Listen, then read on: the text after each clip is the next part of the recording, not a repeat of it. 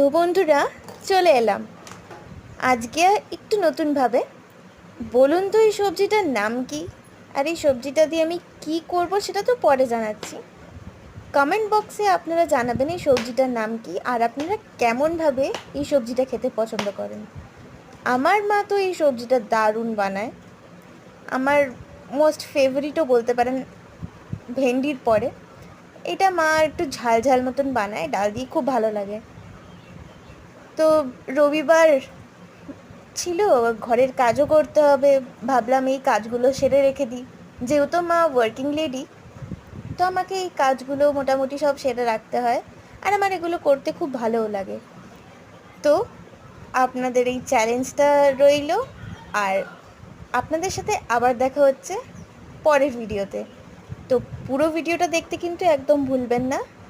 কমেন্টেও জানাবেন, প্লাস লাইকও করবেন, প্লাস শেয়ারও। সো আজকের জন্য বাই।